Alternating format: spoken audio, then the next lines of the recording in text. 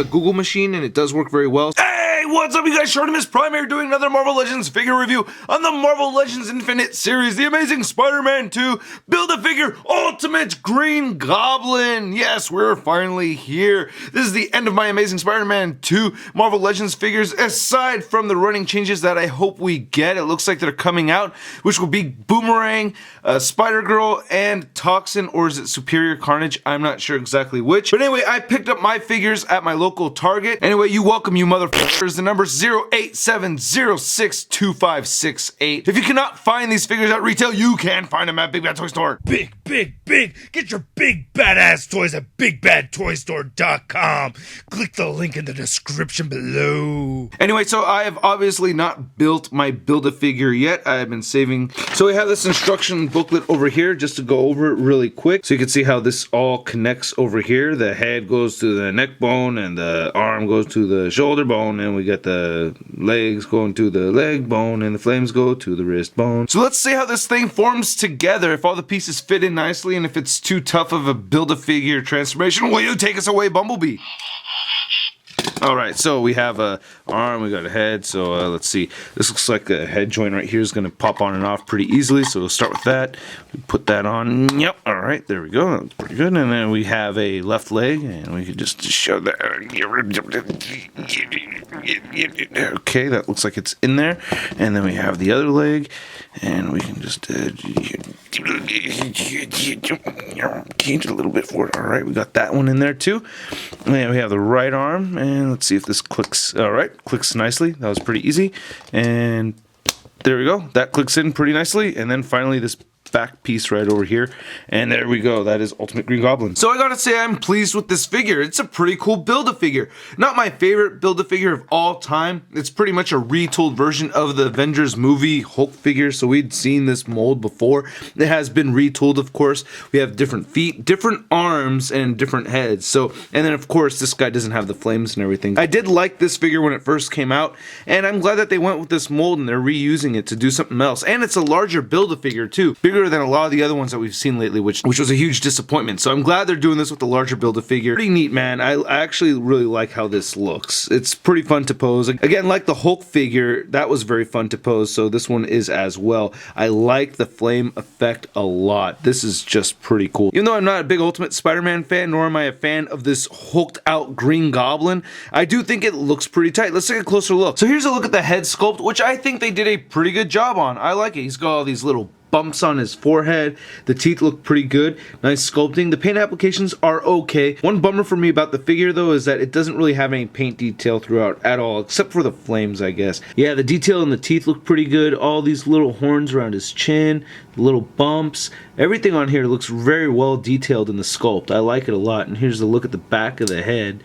So the bumps continue, and he has these amphibious type ears over here. And I especially love what they did with the eyes on this figure. Now he does have red eyes, but there's like a silver streak of paint going across each eyeball, and it's kind of tricky to see. But yeah, he does have this, it causes this really cool effect, but it is a silver streak of paint in there, and it's really hard to see, but it's very cool. I like it a lot. Again, this flame effect is just beautiful. I love how it goes from orange to yellow over here. That's very nice. These spikes coming off his shoulder look very clean. Now this arm looks like it's based off of the Hulk figure, but it is different, of course, with these bumps sculpted in here. But I even noticed this vein right here on his bicep is actually different from the vein that we have on the Hulk figure. So you can see there's a difference right over there. They're not the exact same bicep vein. So what I think what they did here is they had just kept the base form of the arm and then added some sculpted detail to it. For instance, like the vein and all the bumps and everything. And here's the forearm looking very similar. And then we have the flame effect. So you can see this little flame thing just attaches right here, and you could swivel it around and pose it however you like, or just leave it off completely. Again, just a great sculpt right here with these flame effects. I absolutely love them. They are fantastic. Nice translucent plastic and everything, just very clean, well done. And these hands came out looking pretty cool too. More bumps over here, nice detailed line work, and more little tiny bumps in the texturing. And he does have very long fingernails. They came out pretty clean. And the flame effect on his right arm came out pretty cool too. Again, and I like that it's not exactly the same as the one on the left arm. They look similar, but they are different. You can see this one has a bunch more tiny spikes. This one has bigger spikes. And I need to And you can see how there's a difference in the posing of the hands on each of these two. Now, aside from the color, there's no difference on the torso section of the figures. Same thing with the legs over here.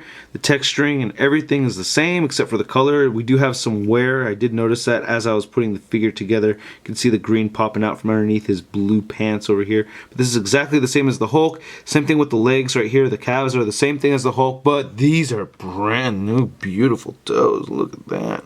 As sexy as these Ultimate Green Goblin toes are, I am a little bummed they do not have their toenails painted. That just bothers me. But I am glad that they do have peg holes at the bottom of their feet. And here's a look at the back of the figure. Like I said, pretty much similar stuff that we'd seen with the Hulk, but this right here, these elbowed spikes are really, really cool. I like how that looks.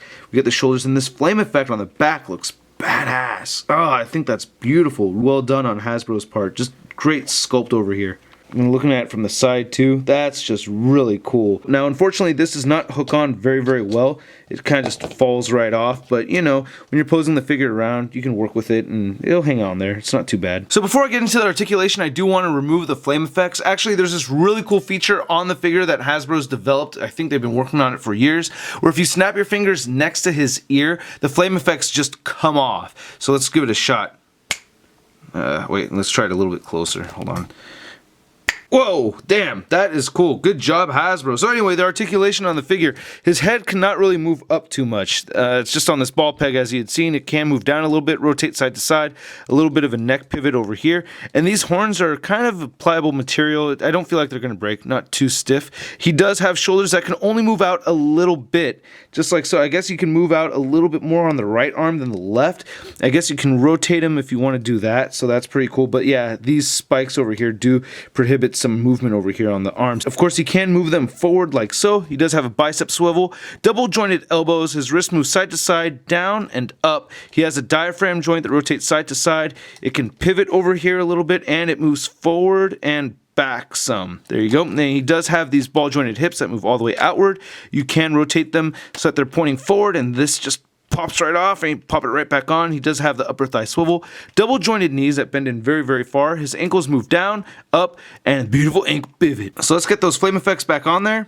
Damn, that is snazzy. I like that a lot. One thing I will say about these things, though, as I look at it from far away, they do kind of fall down. They don't stay really flush to the forearm. This Ultimate Green Goblin figure stands at about 8.5 inches tall. Really good size for a Build-A-Figure. And here he is side by side with the Walmart exclusive Avengers Hulk figure, and they are pretty much the same exact height. And here he is next to the regular Green Goblin figure released by Toy Biz. And here he is next to the Marvel Legends Build-A-Figure Puck, which is the last Build-A-Figure we received from Hasbro in its entirety. We do not have all the pieces to Mandroid yet, and going from Puck to Ultimate Green Goblin over here is such a huge relief. I am very, very pleased that we're going back to bigger Build-A-Figures. Thank you, Hasbro. And here's Ultimate Green Goblin compared to Ultimate Captain America. I think the scale works okay. I guess Ultimate Green Goblin could be a little bigger. And here's Ultimate Green Goblin compared to all the other figures from this wave so far. And I have to say, by far, Hasbro has given us the best Marvel Legends wave that they have ever delivered. I really think this is Hasbro's best Marvel Legends wave. I am very, very, very happy with it. I am just totally ecstatic. And then here's Ultimate Green Goblin compared to the Marvel Legends Big Time Letdown Spider-Man figures. Is it worth pursuing the entire wave just to get the Build-A-Figure? I would have to say, no, I don't think so. But is it worth getting the entire wave just to get some awesome figures? I say yes, because I love all the figures from this wave. So even though I have some that I don't like as much as others, I think that the whole wave is just a ballpark home run. I really, really like it. I think this Build-A-Figure is pretty cool. I'm not a huge Ultimate Green Goblin fan. If it wasn't for me wanting to get all of the figures, I wouldn't really pursue getting this Build-A-Figure, but it is cool. I really like the flame effects and everything, so I'm geeking out over here. I'm really happy, and I've been collecting Legends for a long time. I'm just stoked as hell. So I hope you guys liked this review. If you did, please hit the like button, leave a comment, and subscribe. And I will have a bunch of pictures of this figure and the other figures from the wave at marvelousnews.com. Stick around for the slideshow and go there to see more pics. I'll catch you guys later. Peace. Ruff.